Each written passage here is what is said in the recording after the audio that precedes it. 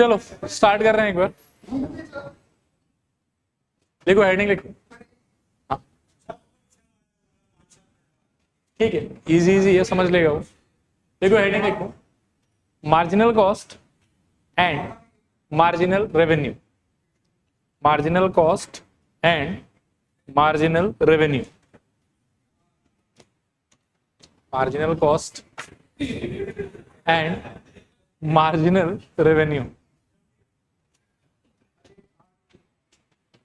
ठीक है, देखो कुछ कुछ बेसिक फंडामेंटल चीज सब है, इन सारे को समझ लो। अगर लगे कि आपको लिखना चाहिए तो मैं लिखवा भी दूंगा, लगे कि नहीं समझ में आ गया तो छोड़ दो। ठीक है, देखो एक बार,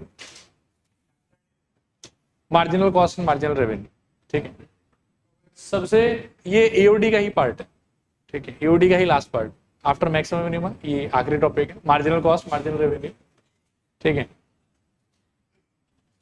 चलो देखो, तो मैं क्या कह रहा था यहाँ पे कि कुछ बेसिक डेफिनेशन है, पहले उन सारे को समझते हैं। और ऑलमोस्ट मेरे ख्याल में सारा इकोनॉमिक्स में आपका कहीं ना कहीं सुना हुआ हो गई। ठीक है, तो सबसे पहली चीज आता है जिसको हम लोग कहते हैं कॉस्ट। ये ज्यादा बेटर रहेगा कि बोलना चाहिए हम लोग कॉस्ट फंक्शन। ठीक है, अब किसी भी प्रोडक्ट का अगर आप प्रोडक्शन करते हो तो अल्टीमेटली जो आपके प्रोडक्ट का पर यूनिट का प्राइस आएगा वो चीज बहुत सारे फैक्टर्स पर डिपेंड करता है। फॉर एग्जाम्पल देखो, द प्राइस और the cost of production of any commodity depends on a number of factors like size of plant, price of raw material, rent, wage etcetera. अभी देख सकते हो साइज ऑफ प्लांट मतलब कितना बड़ा factory लगाते हो आप, छोटा बड़ा। प्राइस ऑफ रॉ मटेरियल मतलब जिस चीज से भी आप उसको फाइनल गुड्स बनाना चाहते हो उसका रॉ मटेरियल का प्राइस कितना पड़ रहा है आपके। रेंट, सपोज करो कि आपका जो फैक्ट्री का जमीन है वो भाड़ा पे है तो उसका रेंट कितना लग रहा है। बहुत रूरल एरिया में लोगे तो सस्ता में मिल जाएगा, अर्बन एरिया में लोगों महंगा मिलेगा। फिर सपोज करो कि वेज की लेबर कितना सस्ता है, अंडर डेवलप्ड कंट्री में जाओगे तो सस्ता में मिल जाएगा, डेवलप्ड कंट्री में जाओगे तो महंगा मिलेगा। तो ऐसा बहुत सारा पैरामीटर्स है, इसमें तो कुछ का ही नाम लिखा हुआ है। ठीक है, इन सारे पैरामीटर्स पे अल्टीमेटली आपका कॉस्ट जो है वो डिपेंड करता है। ठीक है, लेकिन हम क्या है कि सिंप्लिसिटी के लिए कॉस्ट को इतने सारे वेरिएबल का फंक्शन मान के नहीं चलेंगे। हम ये नहीं मानेंगे कि कॉस्ट हमारा इतने सारी चीजों पर डिपेंड करेगा। हमारे हिसाब से कॉस्ट बस एक ही चीज पर डिपेंड करेगा कि हम कितना नंबर ऑफ यूनिट्स गुड जो है वो बनाना चाहते हैं। ठीक है, for simplicity we will define cost function as this, C is equals to f of x, जहाँ पर x का मतलब क्या होगा, नंबर ऑफ यूनिट्स प्रोड्यूस्ड। वैसे जनरली कॉस्ट फंक्शन बहुत सारी चीजों पे डिपेंड करेगा जिनका कुछ का नाम यहाँ पर दिया हुआ है, लेकिन हम कॉस्ट फंक्शन को सिर्फ और सिर्फ किसके ऊपर में डिपेंडेंट मान के चलेंगे, नंबर ऑफ यूनिट्स प्रोड्यूस्ड के ऊपर। ठीक है मेरे ख्याल में। फिर कॉस्ट फंक्शन के बाद में देखो क्या आता है, the cost can be of two types, fix cost, variable cost, और लास्ट में है टोटल कॉस्ट। तो टोटल कॉस्ट तो बाद में देखेंगे। दो टाइप का कॉस्ट था आपका, एक क्या था, फिक्स कॉस्ट, और दूसरा वेरिएबल कॉस्ट। फिक्स कॉस्ट का मतलब हो गया ऐसा कोई भी चीज जो आपके प्रोडक्शन पे डिपेंड नहीं करता कि आप कितना यूनिट्स प्रोड्यूस कर रहे हैं। ठीक है, फॉर एग्जांपल सपोज करो कि आपका रेंट। चल देखो मैं क्या कह रहा था कि कॉस्ट जो है वो आपका कितने टाइप का रहेगा, दो टाइप का। एक रहेगा आपका फिक्स कॉस्ट और दूसरा आपका क्या रहेगा, वेरिएबल कॉस्ट। फिक्स कॉस्ट का मतलब ऐसा है कि कोई भी ऐसा चीज जो आपके प्रोडक्शन पे डिपेंड नहीं करेगा। अब मान लो कि आप प्रोडक्शन करो चाहे नहीं करो, जमीन का जो रेंट है वो आपको उतना ही देना पड़ेगा। ठीक है, फिर आप प्रोडक्शन करो चाहे नहीं करो, जितना मान लो कि आप मैनेजर हायर करके रखे हो, ऐसा तो है नहीं कि प्रोडक्शन ज्यादा हो तो मैनेजर का सैलरी बढ़ा दोगे, या प्रोडक्शन कम होगा तो मैनेजर की सैलरी कम कर दोगे, उसको तो जो सैलरी है वो उतना ही रहेगा। तो इस टाइप का कोई भी कॉस्ट जो प्रोडक्शन से एसोसिएटेड नहीं है उस टाइप के कॉस्ट को हम लोग क्या बोलते हैं, फिक्स कॉस्ट। फिर आता है आपके वेरिएबल कॉस्ट। तो वेरिएबल कॉस्ट का मतलब ये है कि ऐसा कोई भी चीज जो प्रोडक्शन के ऊपर डिपेंड करे। जैसे दो एग्जांपल मैं आपको दे सकता हूँ, you will be able to relate. एक मान लो कि रॉ मटेरियल कॉस्ट, जितना ज्यादा प्रोडक्शन ऑफ फिनिश्ड गुड्स आप करोगे रॉ मटेरियल आपको उतना ज्यादा चाहिए। दूसरा आप एग्जांपल ले सकते हो कॉस्ट ऑफ इलेक्ट्रिसिटी। अब मान लो कि पावर कंजम्पशन होता है तो आप जितना ज्यादा प्रोडक्शन करेंगे पावर कंजम्पशन उतना ज्यादा होगा और आपका इलेक्ट्रिसिटी बिल उतना हाई आएगा, और जितना आप कम प्रोडक्शन करेंगे पावर कंजम्पशन उतना कम होगा, इलेक्ट्रिसिटी बिल उतना आपका कम आएगा। आया बात समझ। तो कॉस्ट ओवरऑल दो कैटेगरी में बांटा जा सकता है, एक को क्या बोल सकते हैं हम लोग, फिक्स कॉस्ट, दूसरे को हम लोग क्या बोल सकते हैं बताओ, वेरिएबल कॉस्ट। और टोटल कॉस्ट है इन दोनों का सम। TC is equals to TFC यानी कि total fix cost plus TVC यानी कि टोटल वेरिएबल कॉस्ट। क्लियर मेरे ख्याल। फिर इसके बाद में आता है graph of TC, TVC and TFC। ये ग्राफ ऐसे याद रखना, क्या पता इसके बेसिस पे कोई MCQ पूछ ले, 4 ग्राफ दे दे, पूछे करेक्ट ग्राफ कौन सा। तो इसमें देखो होता क्या कि जैसे जो आपके टोटल वेरिएबल कॉस्ट है वो जब आपको प्रोडक्शन 0 रहेगा तो टोटल वेरिएबल कॉस्ट का क्वांटिटी कितना रहेगा उस टाइम पर 0। टोटल फिक्स कॉस्ट लेकिन उस टाइम पर भी कुछ ना कुछ होगा, और जो टोटल कॉस्ट है आपका वो टोटल वेरिएबल कॉस्ट और टोटल फिक्स कॉस्ट का सम अप रहेगा वो यहाँ पर रहेगा। और जैसे जैसे ये बढ़ता जाएगा ये चीज भी ऊपर ऊपर बढ़ता जाएगा। फिक्स कॉस्ट कभी चेंज नहीं होगा, अपने आप में वो फिक्स ही रहेगा ओवरऑल ऑल अलाउंग। ठीक है, वेरिएबल कॉस्ट जो है जैसे जैसे आप प्रोडक्शन बढ़ाओगे वैसे वैसे वेरिएबल कॉस्ट आपका बढ़ता जाएगा। क्लियर मेरे ख्याल में? ये फोटो याद रखना है। नेक्स्ट है आपके फिर से कॉस्ट फंक्शन का ही डेफिनेशन दिया होता है, इसमें कुछ नहीं, वो फर्स्ट वाला जो डेफिनेशन पढ़ाया वही है। कॉस्ट फंक्शन हमारे लिए क्या होगा? Cost will be a function that will be dependent on only one variable. क्या रहेगा वो वेरिएबल? कि नंबर ऑफ यूनिट्स मैंने कितना प्रोड्यूस किया, और उसको हम कौन से लेटर से रिप्रेजेंट करेंगे? हमेशा एक्स। फिर उसके बाद में आता है समथिंग कॉल्ड एवरेज कॉस्ट। अभी एवरेज कॉस्ट का मतलब क्या है? The total cost divided by the number of units produce, this is known as what? Average cost. ठीक है, तो एवरेज कॉस्ट का फॉर्मूला आप देख सकते हो कि सी डिवाइडेड बाय एक्स, जहां पर सी क्या रिप्रेजेंट कर रहा है? आपका टोटल कॉस्ट। कॉस्ट को आप रिप्रेजेंट कर सकते हो एफ ऑफ एक्स, जो हमने प्रीवियस स्लाइड में देखा, और F of X divided by क्या हो जाएगा? एक्स। फिर क्या है कि जो total cost, total fix cost और टोटल वेरिएबल कॉस्ट वाला रिलेशनशिप था वो था TC is equals to TFC plus TVC. इसको भी ओवरऑल अगर आप एक्स से डिवाइड कर देते हो तो फर्स्ट पार्ट में क्या हो जाएगा? टीसी बाई एक्स, दूसरे पार्ट में हो जाएगा टीएफसी बाई एक्स, तीसरे पार्ट में हो जाएगा TVC by x. TC by x को आप चेंज करके क्या लिख सकते हो? Average cost. Similarly TFC by x को आप क्या लिख सकते हो? Average fix cost. और टीवीसी बाई एक्स को क्या लिख सकते हो? Average variable cost. क्लियर मेरे ख्याल में? इसके बाद में क्या है, देखो एक आइडिया है, इस आइडिया को भी थोड़ा समझ के आप रखो कि अगर सम आपका variable cost per unit production जो है वो कांस्टेंट हो जाता है, then the graph of EC will be like this। इसको हम लोग इकोनॉमिक्स में स्केलिंग बोलते हैं कोई भी बिजनेस। ठीक है, स्केलिंग का क्या मतलब होता है? देखो इकोनॉमिक्स का रूल ये कहता है कि अगर मान लो कि आपका जो वेरिएबल कॉस्ट है ना वो अगर पर यूनिट आपका सेम रहता है, वेरिएबल कॉस्ट मान लो कि चेंज नहीं होता, मैं एक बार के लिए मान के चलता हूँ कि इलेक्ट्रिसिटी जो मैं पर यूनिट पे कर रहा हूँ वो मेरा फिक्स है। फिर सपोज करो कि जो लेबर्स मैंने एम्प्लॉय कर रखा है उसका सैलरी वैलरी में रेज नहीं कर रहा हूँ, ठीक है ना। तो इन सारे एजम्पशन को मान के, मतलब जो भी वेरिएबल पैरामीटर है मेरे कॉस्ट का, उस कॉस्ट को अगर मैं फिक्स कर दूं थोड़े समय के लिए, तो जैसे जैसे मैं प्रोडक्शन का क्वांटिटी बढ़ाता जाऊंगा ना, मैं जितना लार्ज क्वांटिटी में प्रोड्यूस करूंगा, average cost per unit product मेरा उतना कम होता जाएगा। ये कहता है इकोनॉमिक्स ऑफ स्केलिंग। ठीक है, और इसी को हम बिजनेस का स्केलिंग वाला पार्ट कहते हैं। ठीक है, कि आप वेरिएबल कॉस्ट को फिक्स करके प्रोडक्शन को जितना हाई करोगे पर यूनिट प्राइस आपका उतना ज्यादा क्या हो जाएगा? लो। है बात समझ? लेकिन रियल लाइफ में प्रॉब्लम क्या है कि आप कोई भी चीज को कंसिस्टेंट कर ही नहीं सकते। मान लीजिए कि बिजली आज यदि 7 रुपए यूनिट मिल रहा है आपको, तो आज से 6 महीने बाद में, 1 साल बाद में, 2 साल बाद में वो 7.5 रुपए हो जाएगा।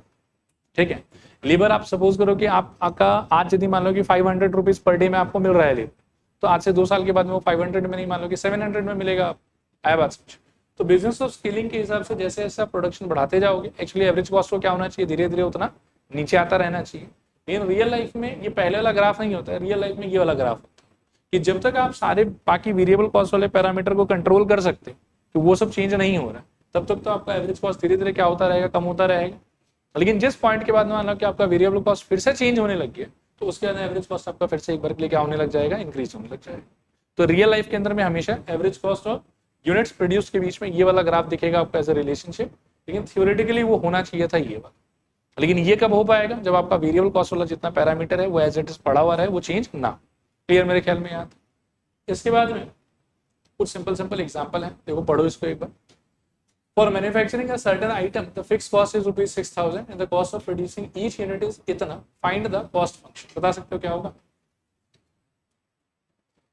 बताते जाना। फर्स्ट पार्ट का आंसर सोचो क्या होना चाहिए? Cost function is equals to F of X, और टेक्निकली इसको क्या होना चाहिए? Total cost plus total fix cost plus total variable cost. और टोटल फिक्स कॉस्ट क्वेश्चन के हिसाब से कितना है यहाँ पर? 6,000। ये वाला पार्ट आ जाएगा आपका 6,000, और एक यूनिट का प्राइस है 20, तो एक्स यूनिट का प्राइस कितना हो जाएगा? तो ये हो गया आपका cost function C X equals to this. Second वाले में देखो क्या मांगा हुआ आपसे कि total cost and average cost of production producing 15 units. तो total cost for producing 15 units कितना हो जाएगा? सोचो कि आप कॉस्ट फंक्शन के अंदर में एक्स के जगह पर क्या पुट कर दोगे? 15। So this is equal to कितना आ जाएगा बताओ? 6,000 प्लस एक 20 इंटू क्या? 15। Now this is equals to 6,000 plus मेरे ख्याल में 300। सही कह रहा हूँ क्या? तो 6,300। और सेकेंड पार्ट में देखो क्या मांगा है। अच्छा, ये तो आपका सी आ गया। एसी क्या होगा? 6,300 00 divided by number of units produce यहाँ पर है 15, 15 से डिवाइड करोगे कितना आ रहा है, कैलकुलेशन करो, 420। थर्ड पार्ट को भी यही कर देते हैं, चलो नया पेज ले लो। थर्ड पार्ट के लिए आपको प्रोड्यूस करना है इस बार 100 यूनिट, तो cost of producing 100 units will be 6000 plus मेरे ख्याल में 20 इंटू 100, ठीक है, दिस इज इक्वल्स 6000 प्लस मेरे ख्याल में 2000, मिला के ये हो जाएगा आपके लिए 8000। और यहाँ से एवरेज कॉस्ट अगर आपको चाहिए तो वो कैसे निकालोगे, 8000 divided by number of units produced 100, मेरे ख्याल में 80 आ जाए, ठीक है।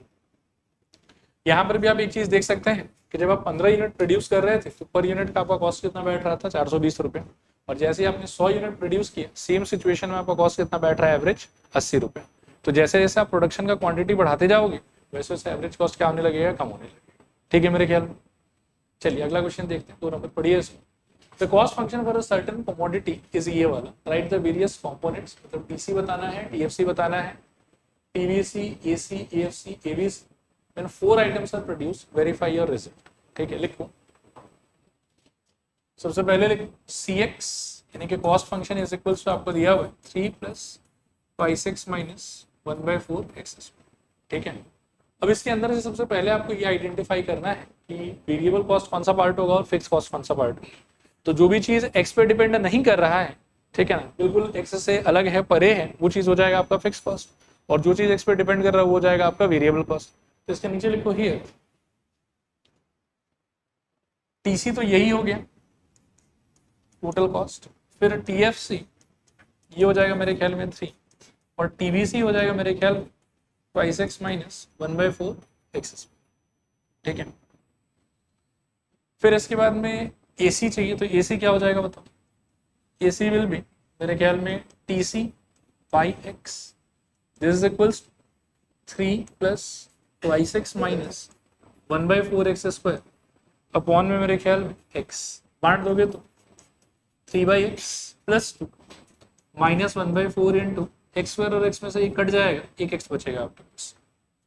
थोड़ा चाहो तो सिंप्लीफाई भी कर सकते हो कि AC इज इक्वल्स टू मेरे ख्याल में 3/x प्लस 2 माइनस 1/4 x, ठीक है। फिर AFC चाहिए आपको, एवरेज फिक्स कॉस्ट, ये कितना हो जाएगा, एवरेज फिक्स कॉस्ट मेरे ख्याल में 3 divided by x, total fix cost divided by x, EFC upon x, इसका आंसर होना चाहिए 3/x। और ABC का आंसर क्या हो जाएगा, TVC by x, this is equals to आना चाहिए 2x माइनस 1/4 इंटू x²। हाँ नहीं, पहले ना आपको ये सारा का सारा कंपोनेंट आइडेंटिफाई करना है, उसके अंदर 4 आइटम के लिए पहले इन लोगों को सेपरेटली निकालना है, और फिर 4 यूनिट के लिए आपको दिखाना है कि TC का अकेला का आंसर इन दोनों के आंसर के सम के इक्वल है, और AC का अकेला का answer on putting x equals to 4 इन दोनों से आने वाले आंसर की सम के, ठीक है। पहले इंडिविजुअली ऐसे निकाल के छोड़ दो, मैं समझाता हूँ, करते जाओ एक बार। ये हम निकाल रहे हैं ABC, ठीक है, यहाँ से आ जाएगा मेरे ख्याल में x, और बांट दोगे तो शायद से ये हो जाएगा 2 माइनस 1/4 x, ठीक है। अब देखो इनिशियली क्वेश्चन आपसे ये कह रहा है कि ये सारा का सारा कंपोनेंट आपको आइडेंटिफाई करना है, आइडेंटिफाई करने के बाद में क्या करना है, सारे कंपोनेंट का वैल्यू x इक्वल्स टू 4 के लिए फाइंड कर। और TC, TFC, TVC में रिलेशनशिप क्या था कि TC is equals to TFC plus TVC, और AC, AFC, ABC में रिलेशनशिप क्या था कि AC is equals to AFC plus ABC। तो जब आप सारा कंपोनेंट निकाल के रखोगे ना तो यू विल फाइंड कि ऑटोमेटिकली इनका जो वैल्यूज है वो मैच हो, ठीक है। लिखूं now for x equals to 4, now for x equals to 4 एक एक करके निकालो।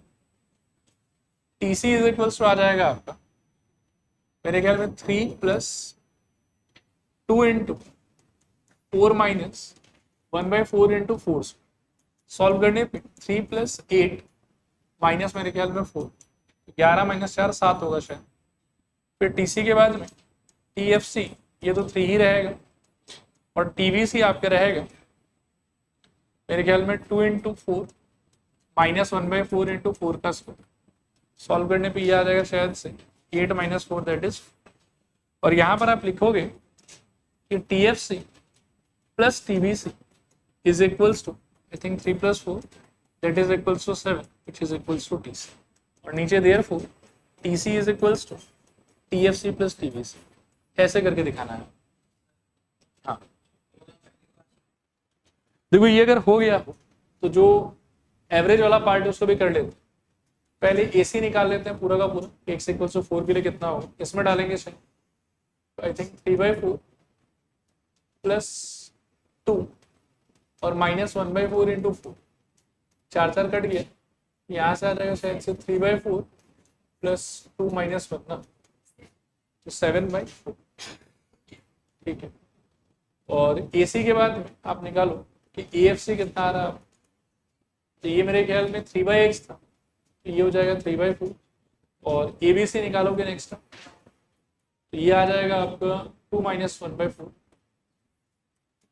इंटू 4, तो सॉल्व करने पे शायद से 1 आएगा। और यहाँ से भी आप क्या करो कि एएफसी प्लस एबीसी निकालो, this is equals 3/4 + 1, this is equals मेरे ख्याल में 7/4, ठीक है।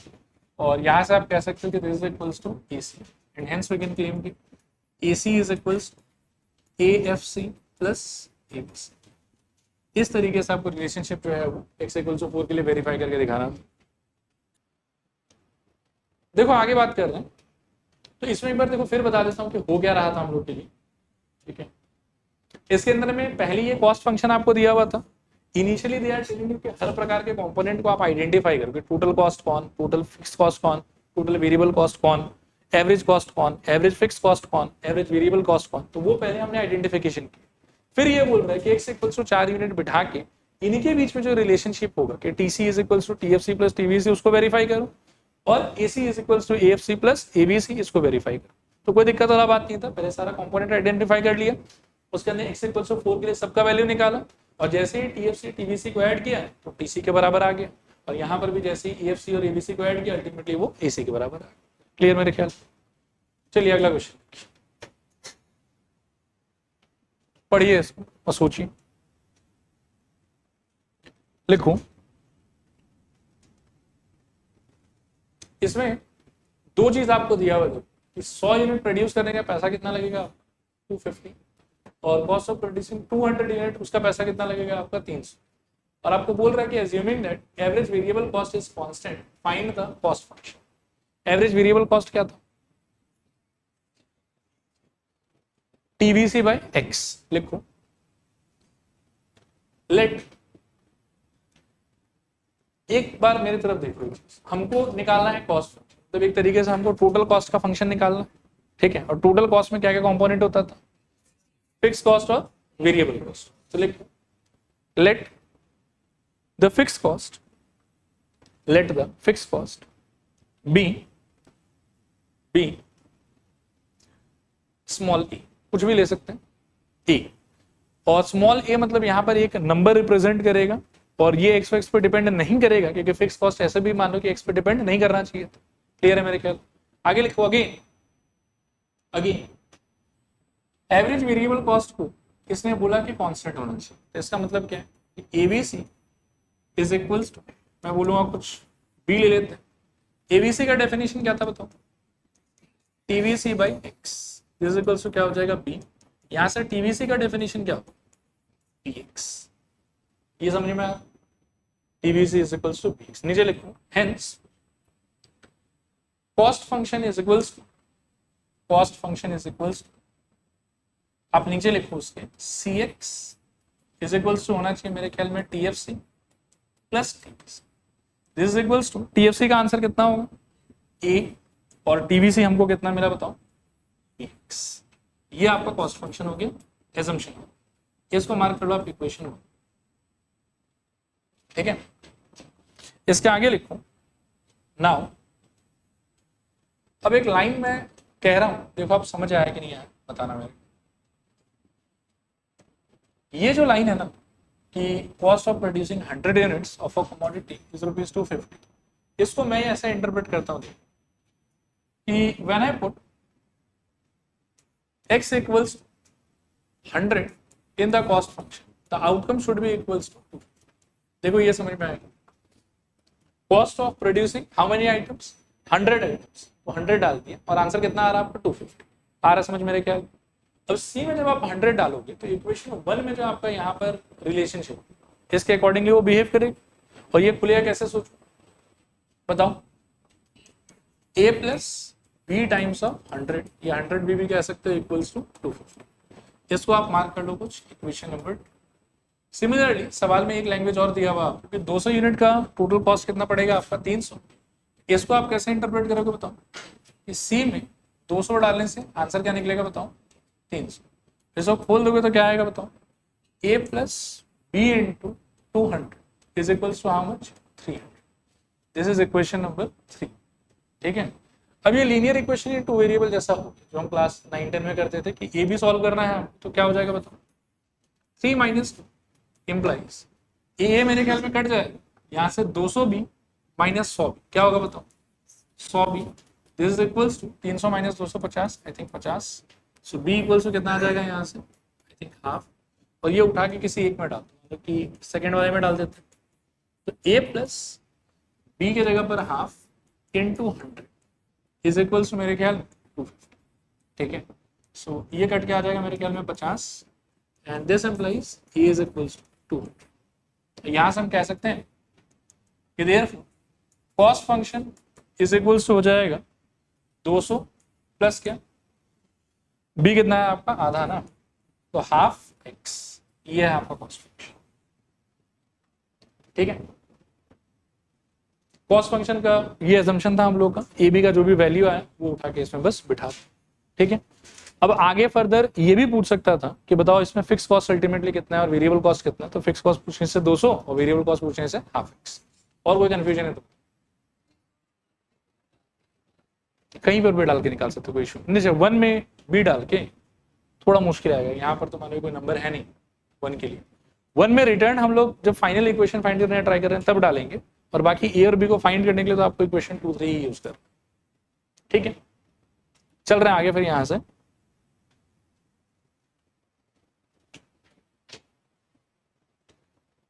नेक्स्ट।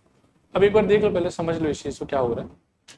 पहले हमने पढ़ा कि कॉस्ट फंक्शन क्या होता है, फिर इसको देख लो फिर से, कॉस्ट फंक्शन क्या होता है। तो कॉस्ट फंक्शन हमारे लिए एक ऐसा फंक्शन है जो किस पे डिपेंड करेगा, नंबर ऑफ यूनिट्स प्रोड्यूस। फिर कॉस्ट का टाइप कितना होता है 2, एक फिक्स कॉस्ट, दूसरा वेरिएबल कॉस्ट, और तीसरा होता है टोटल कॉस्ट जो इन दोनों का क्या रहेगा सम। फिर इसके बाद में आता है average fix cost, average variable cost और एवरेज कॉस्ट, वो चीज भी क्लियर है मेरे ख्याल में। और इसके बेसिस पर आपके पास में एक छोटा सा एक्सरसाइज है 6.8, उसके पहले का इतना ही एग्जाम्पल्स था। इसके बाद में कुछ नया थ्योरी है, पहले हम लोग को वो समझना पड़ेगा और फिर हम लोग धीरे धीरे आगे बढ़े। नेक्स्ट आपको पॉइंट पढ़ना है, इसका नाम क्या दिया बताओ, डिमांड फंक्शन। पहले एक बार आप इस चीज को पढ़ो, फिर मैं आपको एक्सप्लेन करता हूँ कि डिमांड फंक्शन क्या चीज, ठीक है। The demand of a commodity depends on again many factors like price of the commodity, taste of the consumer, consumers income, price of the other related commodity etcetera. मतलब कोई भी चीज का मार्केट के अंदर में डिमांड कितना रहेगा, ये चीज बहुत सारे बातों पे डिपेंड करती है, ठीक है ना। पहला कि प्राइस कितना है, दूसरा कि कंज्यूमर को क्या अच्छा लगता है, ठीक है। कई बार ऐसा है कि आपको सस्ता वाला चीज ज्यादा पसंद आएगा, कई बार ऐसा हो सकता है कि नहीं मतलब महंगा वाला चीज ज्यादा पसंद आएगा। फिर मान लो कि ऐसा होता है कंज्यूमर से इनकम, क्या आप अफोर्ड कर सकते हो कि नहीं अफोर्ड कर सकते। और फिर जो कमोडिटी आप लेना चाहते हो, ऐसा नहीं कि दुनिया में एक ही कंपनी है जो उस कमोडिटी को बनाता है, वो होने से तो फिर मोनोपोली ही हो जाएगा, और भी आपके पास में चॉइसेस अवेलेबल है, ठीक है ना। तो जो बाकी कंपनी का सेम टाइप का प्रोडक्ट है उसका प्राइस कितना है नहीं, उस पर भी डिमांड कहीं ना कहीं डिपेंड करता है। लेकिन अगेन हम डिमांड फंक्शन को इतना कॉम्प्लिकेटेड वे में नहीं पढ़े, हमारे लिए डिमांड फंक्शन का मतलब बहुत सिंपल होगा। जैसे कॉस्ट फंक्शन का हमारे लिए क्या मतलब था, नंबर ऑफ यूनिट्स प्रोड्यूस पे डिपेंड करेगा बस। सिमिलरली डिमांड फंक्शन हमारे लिए क्या होगा कि प्राइस पर यूनिट कमोडिटी पे ही डिपेंड करेगा, इतना हम मान के चले, ठीक है। तो आगे देखो, to simplify things we will consider that the relationship between demand and price of the commodity only assuming that all other factors remains constant. बाकी सबको हम इग्नोर मार देंगे, हम बस प्राइस पर यूनिट पे फोकस करें, ठीक है। अब प्राइस पर यूनिट पे फोकस करने के बाद में भी डिमांड फंक्शन के देखो दो चेहरा हो सकता है, ठीक, इस पेज को पहले पढ़ लो फिर मैं एक्सप्लेन कर देता हूं। The price per unit and the quantity demanded at that price are usually inversely related to each other. इसका मीनिंग क्या है, देखो जैसे जैसे पर यूनिट प्राइस को आप कम करते जाओगे वैसे वैसे एक्सपेक्टेड रहता है कि डिमांड आपका बढ़ता जाएगा, और जैसे जैसे आप पर यूनिट प्राइस को बढ़ाते जाओगे वैसे वैसे एक्सपेक्टेड क्या रहता है कि डिमांड आपका कम होता जाएगा। तो जनरली इन लोग दोनों के बीच में जो रिलेशनशिप है वो कभी भी सेम डायरेक्शन में नहीं होता, वो हमेशा उल्टा डायरेक्शन में होता है कि एक आदमी बढ़ेगा तो दूसरा आदमी ऑटोमेटिकली कम हो जाएगा, और एक आदमी कमेगा तो दूसरा आदमी ऑटोमेटिकली क्या हो जाएगा, बढ़ जाएगा। ठीक है, और डिमांड फंक्शन किसके किसके बीच में कनेक्शन है ये भी आप याद रखना। ये कनेक्शन है price per unit commodity and number of units demanded at that price, इन दोनों के बीच का रिलेशनशिप। अब डिमांड फंक्शन का क्या है, देखो कि दो प्रकार का चेहरा हो सकता है। कैसे हो सकता है समझो, एनी रिलेशन बिटवीन एक्स यहाँ पर है नंबर ऑफ यूनिट्स डिमांडेड, ठीक है, that is number of unit demanded लिखा हुआ भी, and P which is price per unit is called demand function. अब ये जो रिलेशनशिप है ये आपके पास में दो फॉर्मेट में आ सकता है। कभी कभार ऐसा आएगा मान P is equals to X plus 100, और कभी कभार ऐसा है कि X is equals to P plus 5। आपके लिए ये वाला भी डिमांड फंक्शन है और ये वाला भी डिमांड फंक्शन। कोई भी रिलेशनशिप जो एक्स को और प्राइस पर यूनिट को कनेक्ट करेगा वो आपके लिए डिमांड फंक्शन। उसमें कभी कभार X equals to function of per unit price दिया हुआ रह सकता है, और कभी कभार per unit price is equals to function of X दिया रह सकता है, जहां पर दोनों ही सिचुएशन में एक्स का मीनिंग होगा number of units demanded. X का मीनिंग क्या होगा, नंबर ऑफ यूनिट्स डिमांडेड, और पी का मतलब क्या होगा, प्राइस पर यूनिट। एक बार रिपीट करो मेरे लिए, एक्स क्या होगा आपके लिए, नंबर ऑफ यूनिट्स डिमांडेड, और पी क्या होगा आपके लिए, प्राइस पर यूनिट। अब कभी कभार X equals to function of price per unit दिया रहेगा, और कभी कभार price per unit is equals to function of X दिया रहेगा, फर्क नहीं पड़ता। हम इसको भी डिमांड फंक्शन बोलेंगे और हम इसको भी क्या बोलेंगे, डिमांड फंक्शन बोलेंगे। और एक्स और पी में हमेशा रिलेशनशिप कैसा होगा, इनवर्सली प्रोपोर्शनल, कि एक को बढ़ाने से दूसरा क्या हो जाएगा, कम। अब इसी के वजह से जब भी कभी आपको डिमांड फंक्शन आइडेंटिफाई करना हो तो आप इन दोनों ग्राफ को याद रख सकते हैं। ठीक है, आप चाहो तो एक्स को इधर प्लॉट और प्राइस पर यूनिट को इधर प्लॉट कर सकते हैं। इसमें आप देखो कि जैसे जैसे आपका क्या होगा, प्राइस पर यूनिट आप बढ़ाते जाओगे वैसे वैसे डिमांड आपका बढ़ना चाहिए था कि कम होना चाहिए था, कम होना चाहिए था, इसलिए ग्राफ नीचे की तरफ जा रहा है। और जैसे जैसे प्राइस पर यूनिट को आप कम करोगे डिमांड आपका क्या होने लग जाएगा, बढ़ने लग जाएगा।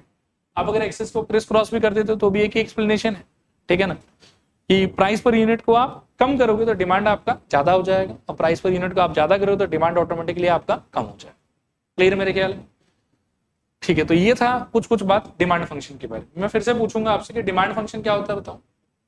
Any relationship between P and X where P stands for price per unit, X stands for number of units demanded at that price, उस रिलेशनशिप को आप बोलेंगे डिमांड फंक्शन। ये दो वैरायटी में आता है, कभी कभार x equals to function of P दिया रहेगा और कभी कभार P is equals to function of X दिया रहेगा।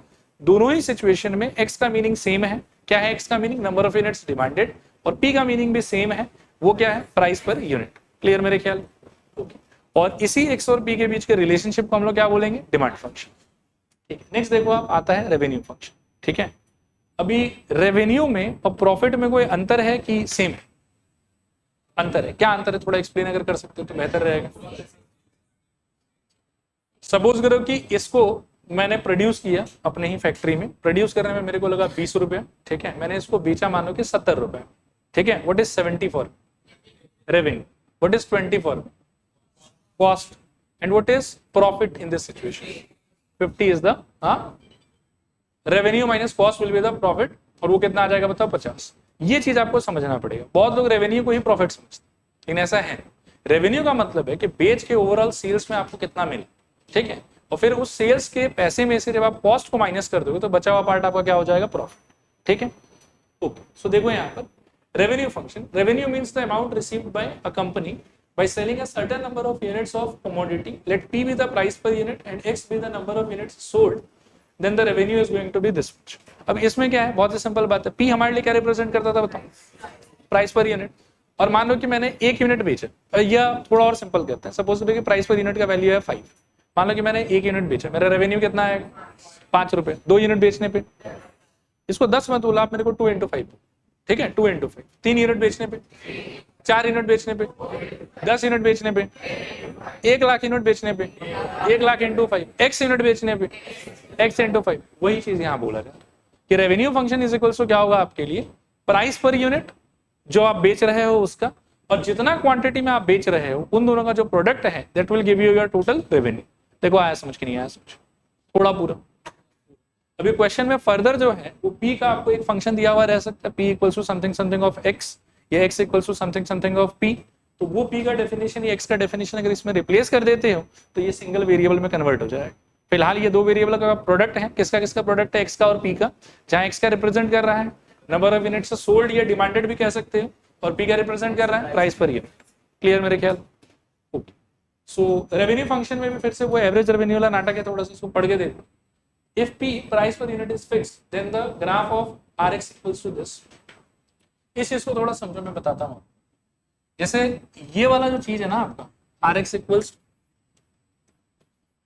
x into P, Rx equals x into, यहाँ पर P जो है ये फिक्स भी हो सकता है और ये वेरिएबल भी हो सकता है, ठीक है। अभी फिक्स और वेरिएबल से क्या मतलब, अभी आप सपोज करो कि जैसे आलू वाले का बात करें तो उससे सुबह 7 बजे जाके पूछो बोलेगा 20 रुपए किलो, शाम को 7 बजे जाके पूछो बोलेगा 20 रुपए किलो, दिन में पूछ लो उसको बोलेगा 20 रुपए किलो। लेकिन अभी मान लो कि दिल्ली दोस्तान का वो प्रोग्राम होने वाला है, ठीक है। अब शुरू में जिसने टिकट खरीद ली उसको एक फिक्स प्राइस पे मिल गया। अब लेकिन जो ब्लैक मार्केटिंग हो रहा है तो उसका प्राइस सेम रहेगा कि चेंज होता रहेगा? चेंज होता रहेगा। तो दुनिया में ऐसा बहुत सारा चीज है जिसमें वेरिएबल प्राइसिंग अप्लाई होता है। फ्लाइट के टिकट में अप्लाई होता है, आजकल बहुत हद तक ट्रेन के टिकट में भी अप्लाई होने लग गया है, ठीक है। तो जो प्राइस आपका पर यूनिट का है ना वो फिक्स भी हो सकता है और वो वेरिएबल भी हो सकता है। अब अगर वो वेरिएबल है तो रेवेन्यू फंक्शन का जो ग्राफ है that will be different in every situation. If your price per unit is variable then graph of revenue function will be different in every situation. लेकिन प्राइस पर यूनिट अगर आपका fix हो जाता है, वहां पर मान लो कि कोई अगर नंबर आ जाता है, मान लो कि मैंने एक बार के लिए उसको 5 ही ले लिया, ठीक है ना, उस केस में रेवेन्यू फंक्शन का जो डेफिनेशन है वो क्या हो जाएगा, x into 5, या आप कह सकते हो 5x। और याद करोगे तो y is equals to mx वाला सिचुएशन जैसा कुछ हो गया, टेंजेंट नॉर्मल में पढ़ा हुआ हम लोग।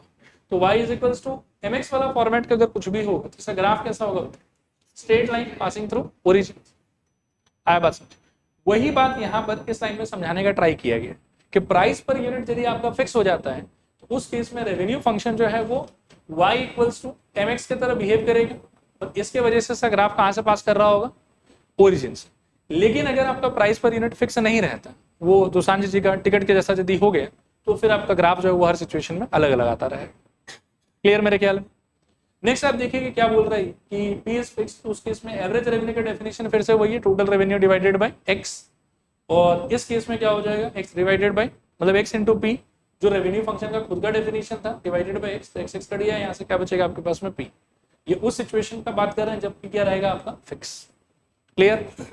और अगर P depends on x that is number of units, ठीक है, तो उस केस में क्या होगा कि Rx equals to x into P, और रेवेन्यू फंक्शन इज इक्वल्स, दिखाया नहीं है यहाँ पर, बट अगेन रेवेन्यू फंक्शन मतलब average revenue is equals to हो जाएगा आपके लिए Rx upon x, this is equals to x into f of x by x, this is equals to f of x, ठीक है। ये आप कह सकते हो एक तरीके से डिमांड फंक्शन जितना हो जाएगा। ये दोनों बहुत ही सिंपल आइडिया है, ये सिंपली एक ही बात बोलना चाह रहा है क्योंकि यदि आपका प्राइस पर यूनिट फिक्स रहा ना उस केस में एवरेज रेवेन्यू का आंसर और प्राइस पर यूनिट का आंसर सेम रहेगा क्योंकि x कट जाएगा। और इन केस अगर मान लो कि आपका प्राइस पर यूनिट फिक्स ना रहा, कोई एक फंक्शन पे डिपेंड कर रहा हो, उस केस में भी एवरेज रेवेन्यू उस फंक्शन के इक्वल हो जाएगा, x तो आपका कट जाएगा। क्लियर मेरे ख्याल? एवरेज रेवेन्यू और डिमांड फंक्शन सेम होगा, करेक्ट, एक तरीके से, ठीक है। नेक्स्ट आता है प्रॉफिट फंक्शन। तो प्रॉफिट का डेफिनेशन क्या था बताओ, रेवेन्यू माइनस कॉस्ट। तो यहाँ पर भी वही जमीला चल रहा है कि profit equals to revenue minus cost, ठीक है। और फिर रेवेन्यू Rx मतलब रेवेन्यू, Cx मतलब कॉस्ट, ठीक है, कुछ खास इसमें बताने का है नहीं। नेक्स्ट आता है एवरेज प्रॉफिट। तो हर बार एवरेज निकालने के लिए आप क्या कर रहे थे, x से डिवाइड कर रहे थे, इस बार भी आप क्या करोगे, x से डिवाइड कर दो। Average profit is equals to profit function divided by x। Profit function का खुद का मतलब क्या है, रेवेन्यू माइनस कॉस्ट, तो Rx minus Cx upon x, और अपॉन x करोगे तो ये एक रिलेशनशिप आपको मिल जाएगा कि average profit is equals to क्या, average revenue minus average cost. Clear मेरे ख्याल में? यहाँ से 2-3 बात याद रखने का है जो आप थोड़ा याद रखने का ट्राई करना कि रेवेन्यू फंक्शन का डेफिनेशन क्या एक बार बताओ, x इंटू पी। फिर से बोलो एक बार रेवेन्यू फंक्शन का डेफिनेशन, x इंटू पी, जहां पर p कितने टाइप का हो सकता है, 2, फिक्स भी हो सकता है वेरिएबल भी हो सकता है। अगर फिक्स हुआ तो रेवेन्यू फंक्शन का ग्राफ कैसा होगा, straight line passing through origin, और अगर फिक्स ना हुआ तो अलग अलग सिचुएशन में ग्राफ अलग अलग होगा। एक तो ये बात हुआ। दूसरा बात हुआ कि ये फिक्स होगा कि नहीं होगा, उस पर डिपेंड करके हम थोड़ा बात एवरेज रेवेन्यू का कर सकते हैं। Revenue is equals to X into P. Now P can be fix और पी में बी वेरिएबल, ठीक है। And average revenue is equals to revenue divided by क्या रहेगा, एक्स। एक्स एक्स तो दोनों केस में कट जाएगा। इफ पी इज फिक्स और पी क्या रिप्रेजेंट करता है, प्राइस पर यूनिट, तो if P is fix then average revenue is same as price per unit. And if P is variable then in that case average revenue is equals to demand function. Clear मेरे ख्याल, P के ही equal हो जाएगा। और cost का तो sorry profit का तो समझ में आ गया। प्रॉफिट इक्वल्स टू क्या रहेगा हम लोग के लिए, रेवेन्यू माइनस कॉस्ट।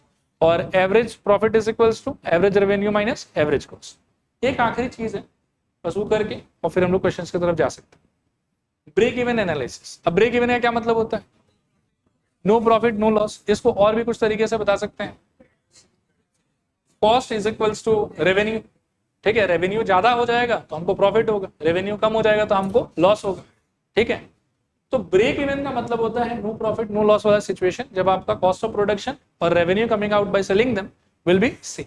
एक तरीके से आप बोल सकते हो कि ब्रेक इवन कब होगा, जब revenue function is equals to क्या हो जाएगा, कॉस्ट फंक्शन। फिर इसी चीज को आप चाहो तो लेफ्ट में ले आओ, ठीक है ना। तो क्या हो जाएगा, revenue function minus cost function equals to क्या होना चाहिए, जीरो। और रेवेन्यू माइनस कॉस्ट जो किसको रिप्रेजेंट करता है, प्रॉफिट को। तो प्रॉफिट इक्वल्स टू जीरो भी किसको रिप्रेजेंट करेगा, बताओ, ब्रेक इवन। तो हमारे लिए ब्रेक इवन का दो मतलब है, एक रेवेन्यू इक्वल्स टू कॉस्ट और दूसरा profit equals to zero. Clear मेरे ख्याल में, तो यही था ब्रेक इवन एनालिसिस। अब इसके बेसिस पर भी 3-4 क्वेश्चन है, उतना करके हम आज की क्लास को स्टॉप कर देंगे। देखो पहला क्वेश्चन देखो,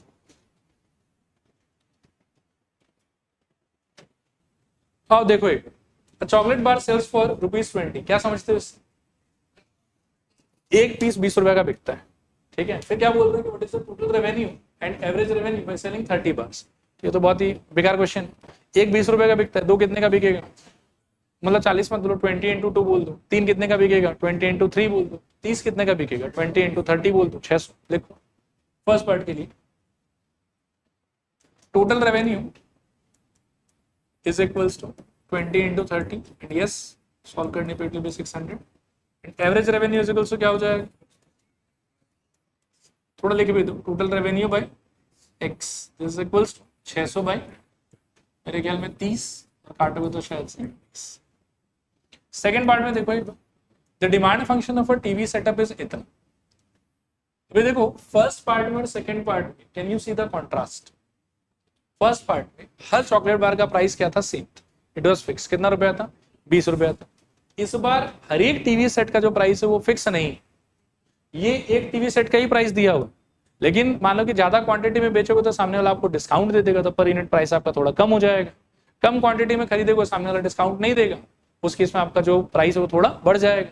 तो पर यूनिट प्राइस एक टीवी सेट का दाम इतना है according to question, and that is not fix, it is variable. आया बात समझ। आगे देखो क्या बोल रहे हैं कि determine the total revenue and average revenue by selling 20 sets. अब मैं फिर से एक बार क्लियर कर दूं कि ये जो P इज इक्वल्स टू आपको दिया हुआ है, ये कितने यूनिट का प्राइस है ये बताओ, एक यूनिट। कितने यूनिट का प्राइस है ये, एक यूनिट का। लिखो total revenue is equals to, हमारे लिए होना क्या चाहिए था, x into P. Do you remember this, x क्या था यहाँ पर, नंबर ऑफ यूनिट्स सोल्ड, कितना बेच रहे हो, 20 यूनिट, और p क्या था, प्राइस पर यूनिट, ठीक है ना। सेकंड क्वेश्चन को देखो, आप कितना टेलीविजन सेट बेचोगे, 20 ही तो बेचोगे, तो x करेगा पर 20, और p का भी फॉर्मूला ये दिया हुआ है, लेकिन उसमें हम क्या बिठा देंगे, 20 ना। तो क्या हो जाएगा बताओ, 20,000, 1 2 3 4 माइनस 20 बिठा देने पे शायद से 2,000, तो कितना आ जाएगा बताओ, 20 इंटू 18,000 कितना हो जाएगा, 3,60,000। So this is equals to 3,60,000। ठीक है, ये आया आपका टोटल रेवेन्यू। देखो समझ आया कि, ठीक है। फिर क्या बोल रहे बताओ, एवरेज रेवेन्यू। ये कैसे निकालो, average revenue is equals to, बोलो, 3,60,000 डिवाइडेड बाय कितना, 20। काट लो, 1,010 गया, मेरे ख्याल में 18,000 आ जाएगा। So this is equals to 18,000।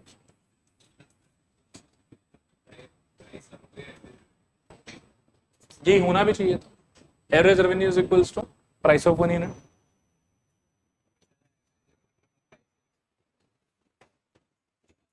देखो इसमें मैं ऐसा बोलूंगा कि जब ये P फिक्स है ना तो जो फिक्स P है वही रहेगा, इसमें लेकिन P फिक्स नहीं है, वो नंबर ऑफ यूनिट्स कितना बिकता है उस पर डिपेंड करेगा। तो जितना इसका वैल्यू आएगा वही आपका एवरेज रेवेन्यू, क्योंकि ऐसे भी देखो रेवेन्यू फंक्शन क्या था, x into P, average revenue में डिवाइडेड बाई एक्स करो तो एक्स कटेगा ही आप, तो what ever is the value of P वही आपका एवरेज रेवेन्यू। ठीक है, चल रहे हैं आगे, अगला क्वेश्चन देखिए। The fixed cost of a new product is इतना and the variable cost per unit is इतना, if the demand function is this, find the break even values। Break even कब होगा, जब कॉस्ट इक्वल्स टू रेवेन्यू हो जाएगा। Cost तो मेरे ख्याल में तोड़ तोड़ के बताया, ठीक से नहीं बताया, और रेवेन्यू भी मेरे ख्याल में ठीक से नहीं बताया। ठीक है, करें बात करें, लिखो Cx is equals to, cost के लिए एक बार थोड़ा सा लैंग्वेज को पढ़ो, क्या बोल रहे, फिक्स कॉस्ट कितना है 18 and variable cost per unit कितना है 550, तो आपका कॉस्ट फंक्शन क्या हो जाएगा 18,000 प्लस 550 एक्स। लिखो cost function Cx is equals to I think 18,000 plus कितना 550 एक्स। और फिर रेवेन्यू फंक्शन का डेफिनेशन क्या था, डेफिनेशन पहले बताओ, एक्स इंटू पी था ना, जहां पर एक्स का मतलब था नंबर ऑफ यूनिट्स सोल्ड और पी का मतलब था प्राइस पर यूनिट, तो एक्स का तो मेरे ख्याल में एक्स ही रहेगा। पी का हम लोग कुछ दिया हुआ डेफिनेशन क्या हो जाएगा बताओ, 4000 माइनस 150 एक्स, सिंप्लीफाई कर लोगे तो क्या हो जाएगा बताओ, 4000 एक्स माइनस 150 एक्स, चलेगा यहाँ तक। अब ये हो गया आपका रेवेन्यू फंक्शन और कॉस्ट फंक्शन, लेकिन आपको क्या चाहिए, आपको तो चाहिए ब्रेक इवन। ब्रेक इवन कब होगा, जब ये लोग दोनों क्या हो जाए इक्वल। लिखो फॉर ब्रेक इवन, हाँ नहीं, वो कॉस्ट फंक्शन का डिस्क्रिप्शन में दिया हुआ आपको अलग से इसमें। ठीक है, अब हम बोलेंगे for break even Cx is equals to you must have Rx। Cx का डेफिनेशन आपको दिया हुआ शायद से 18,000 plus 550 X is equals to मेरे ख्याल में 4000 एक्स माइनस 150 एक्स। अब सॉल्व करना है मेरे ख्याल में सबको इधर ही लिया, तो 150 एक्स स्क्वायर, फिर मेरे ख्याल में 550 और ये ना, तो कितना हो जाएगा 50 एक्स और प्लस 18,000 इक्वल टू 0।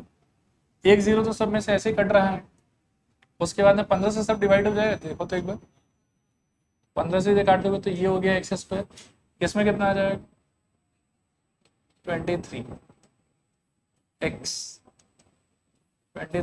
और वहां पे मेरे ख्याल में कितना 120 ना प्लस 1। अब ऐसा दो नंबर चाहिए जिनको ऐड करने पे आए 120, सॉरी मल्टीप्लाई करने पे 120 और ऐड करने पे 23, 120 मेरे ख्याल में 12 into 10, 3 into 4 into 2 into 5,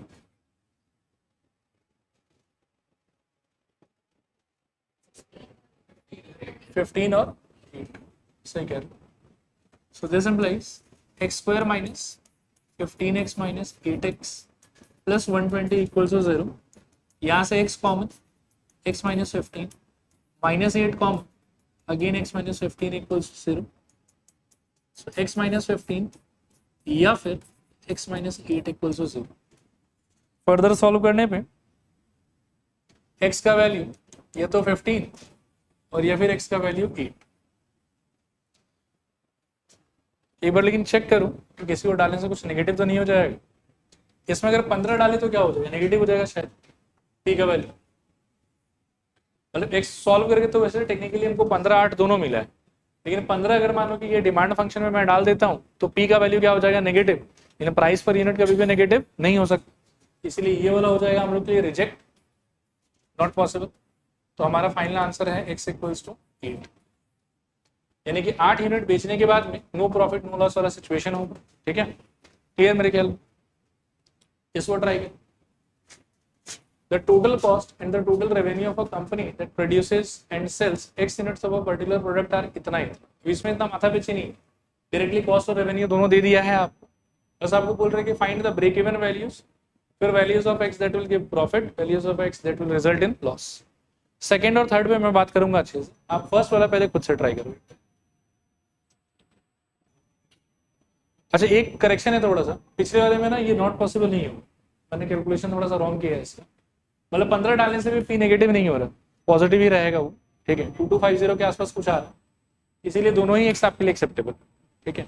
in case लेकिन अगर कोई एक वैल्यू डाल के नेगेटिव होता ना तो फिर वो वाला एक्स आपको रिजेक्ट करना, यहाँ पर लेकिन दोनों को एक्सेप्ट करेंगे। तो इसका बताओ क्या है फर्स्ट पार्ट के लिए, मेरे ख्याल में C X is equals to अपन डालेंगे आर एक्स, फिर जब सॉल्व करेंगे तो 5x plus 350 is equals to 50x minus X square, सबको एक तरफ ले आओ तो X square minus 45x plus 350 is equals to 0। क्या आ रहा है एक्स का वैल्यू 35,10, ठीक है। अब एक बार देख लो किसी पे कुछ नेगेटिव वगैरह आएगा, नहीं आएगा ना, पक्का नहीं आएगा मेरे ख्याल में, ठीक है। ये तो दोनों ही जो है वो एक्सेप्टेड वैल्यूज, ठीक है। अब नेक्स्ट आ रहा है आपके, ये हो गया आपका ब्रेक इवन के लिए आपको दो एक्स का वैल्यूज मिला 35 और 10। नेक्स्ट है क्वेश्चन आपको कि values of x for which it will give profit, profit कब होगा। अब इस चीज को ना मुझे सॉल्व करते हुए थोड़ा अच्छे से आप देखना, सेकंड वाले पार्ट में प्रॉफिट होने के लिए आपका जो रेवेन्यू वाला पार्ट है that has to be greater than what cost वाला, ठीक है। अब आप देखो एक बार कि क्या क्या दिया हुआ, इट इज 50 माइनस ये 50x x 50x minus x, सब लोग पेन छोड़ के ना अच्छे से इस चीज को देखो पहले, हाँ ग्रेटर देन 5x प्लस कितना 35 to keep X square positive कितना है, अच्छा 350 to keep X square positive, सबको उठा के वहां ले जाए तो आपको मिलेगा 0 greater than I think X square minus 45x और प्लस 350, ठीक है। उलट के लिखोगे इसको तो ये हो जाएगा x square minus 45x plus 350 less than मेरे ख्याल में 0, ठीक है। लास्ट टाइम ही आपने इसको फैक्टराइज किया हो, क्या हो जाएगा बताओ, x minus 35 into x minus less than 0। अब आप रिकॉल करो कि इस टाइप का चीज लास्ट टाइम कहां पर देखे थे आप, विविकरण method, increasing decreasing, inequality solve, ठीक है ना। अब क्या है कि प्रॉफिट होने के लिए रेवेन्यू को कॉस्ट से बड़ा होना था, इसको जब आप एक्सप्लोर करते गए तो लास्ट में जाके आपको ये सिचुएशन मिली। तो जब जब ये सिचुएशन होल्ड होगा तब तब रेवेन्यू आपके कॉस्ट से ज्यादा होगा, तब तब आपको क्या होगा प्रॉफिट। इसको कैसे सॉल्व करोगे आप, नंबर लाइन की हेल्प से जैसे पहले करते थे। इसका क्रिटिकल पॉइंट क्या क्या रहेगा बताओ 35 और 10, वेरी गुड। इसमें एक और इंटरेस्टिंग पॉइंट है, उसको भी थोड़ा हम समझने का ट्राई करेंगे। हाँ क्या देखना है आपका, यहाँ 10 हो गया सपोज करो और यहाँ 35, इसमें आप सॉल्व कौन से वेरिएबल के लिए कर रहे हो, एक्स के लिए। एक्स से क्या है नंबर ऑफ यूनिट्स सोल्ड। अब क्या है कि कॉमन सेंस वाला बात है कि फिजिकली आप सोच के देखो कि नंबर ऑफ यूनिट जो आप बेचोगे उसका मिनिमम वैल्यू क्या हो सकता है, can it be ever minus infinity. तो इसीलिए आप जब साइन चार्ट ड्रॉ करोगे तो ही आप यहाँ 0 बोल देना और यहाँ क्या बोल दोगे इन्फिनिटी। अब आप साइन डालो इसके अंदर, तो 0 से लेकर 10 के बीच का नंबर उठाओगे, 9 उठा लो, मेरे ख्याल में दोनों इंडिविजुअली नेगेटिव, इधर पॉजिटिव आ जाएगा इधर नेगेटिव आ जाएगा और इधर पॉजिटिव आ जाएगा। लेकिन आपको प्रॉफिट कौन से सिचुएशन में हो, जब ये पॉजिटिव हो कि ये नेगेटिव, इसके नेगेटिव होने से आपको प्रॉफिट, ठीक है ना। इसीलिए आपका आंसर हो जाएगा देयरफॉर x बिलोंग्स टू क्या बताओ 10,30, ठीक है मेरे ख्याल में।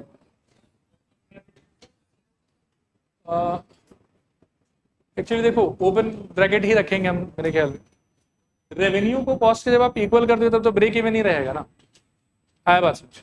यहाँ पर इक्वलिटी तो यहीं से नहीं आ रहा है, प्रॉफिट होने के लिए रेवेन्यू को तो कॉस्ट से क्या होना पड़ेगा ज्यादा होना पड़ेगा, इंक्लूड अगर कर लेते तो उन पॉइंट्स पे तो 0 हो जाएगा, ठीक है। चलो आगे, और थर्ड पार्ट में क्या पूछा था देखो एक कि values of X that will result in loss. अभी लॉस के लिए देखो क्या होगा, सब कुछ मेरे ख्याल में सेम टू सेम ही रहेगा। आप यहाँ देखो ध्यान से, बस मैं थोड़ा थोड़ा चेंज करूंगा। एक बार आप लोग थोड़ा सा पेन छोड़ के अच्छे से पहले देख लो, फिर अपन बात कर लेंगे इसमें, बहुत इजी है। ये भी बहक रहा, देखो यहाँ देखो लॉस होने के लिए रेवेन्यू फंक्शन को कॉस्ट फंक्शन से ज्यादा होना है कि कम होना, तो स्टार्ट ही जो है वो आपका ऐसे हो, फिर यहाँ ऐसे होगा, यहाँ ऐसे होगा, यहाँ ऐसे नहीं, उल्टा बोल रहा हूँ, ये ऐसे हो जाएगा मेरे ख्याल में, और ये ऐसे। इस बार आपको इस प्रोडक्ट का वैल्यू कैसा चाहिए, पॉजिटिव या negative? Positive. Already sign chart बनाया हुआ, आप अलग से मेहनत नहीं कर रहे हैं, ठीक है ना। तो क्या हो जाएगा आपका answer, x belongs to 0,10 union 35, कर लो कॉपी। देखो एक और क्वेश्चन है आज के लिए, बस लास्ट, पढ़ो इसको फटाफट। ये वैसे इजी है, लैंग्वेज थोड़ा सा ट्रिकी है इसका। चलो देखो, इसमें बस एक लाइन है जो आपको थोड़ा सा ना परेशान करेगा। The variable cost is estimated to be 25% of the total revenue recovered, ठीक है। और रेवेन्यू के लिए आपको ऐसा बोला हुआ कि the products are being sold at ₹8 per unit, ठीक है। तो पहले आप लिखो revenue function is equals to 8x, ये 8x मत लिखो, रेवेन्यू फंक्शन इज इक्वल्स आप लिखो x इंटू पी, एकदम आप तो फंडामेंटल से चलो, x इंटू पी। पी कितना दिया हुआ क्वेश्चन में 8, तो इसीलिए ये हो जाएगा 8x। आया समझ। अब ना एक कॉमन सेंस वाला चीज मैं आपसे पूछता हूँ, आप मेरे को बताओ कि अगर सब कुछ अच्छा चल रहा है आपकी कंपनी में तो रेवेन्यू ज्यादा होगा कि कॉस्ट ज्यादा होगा? ऑब्वियसली रेवेन्यू ज्यादा होगा। और ये वही बात कहना चाह रहा है, ये कह रहा है कि रेवेन्यू जितना आया ना उसका सिर्फ 25% कॉस्ट लगा था। रेवेन्यू जितना आया उसका सिर्फ 25% कॉस्ट लगा था। और ये कौन सा कॉस्ट का बात चल रहा है, वेरिएबल कॉस्ट। आया बात समझ। तो वेरिएबल कॉस्ट आपका हो जाएगा 25/100 इंटू 8x।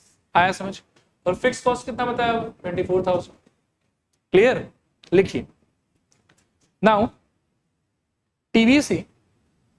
टीवीसी ऐसे थोड़ा लिखवा देता हूं, हाँ, TVC is equals to 25% of RX revenue function, 25% of R of X, ठीक है। ये हम बात कर रहे हैं टीवीसी। फिर लिखो TFC, फिक्स कॉस्ट कितना है आपका 24,000। Therefore total cost equals to TVC plus TFC। This implies CX, यानी कि cost function equals to variable cost आपके आया है, लिख ही देता हूँ चलो, 25/100 इंटू आई थिंक 8x और प्लस 24,000, ठीक है।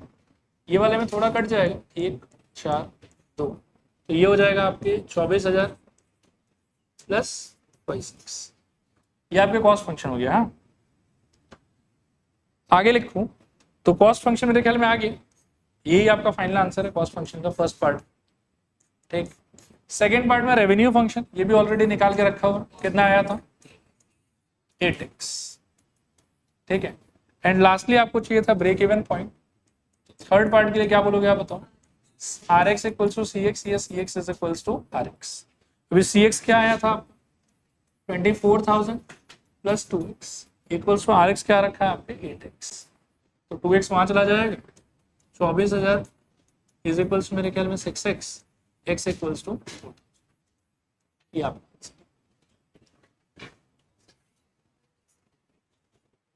TC सर थोड़ी हो, मतलब कॉस्ट फंक्शन को TC टोटल कॉस्ट तो कॉस्ट फंक्शन है आपका, लिख सकते हो, लेकिन लास्ट में जब लिखोगे तो सिंबॉलिकली ऐसे ही, ठीक है। चलो आज के लिए इतना ही।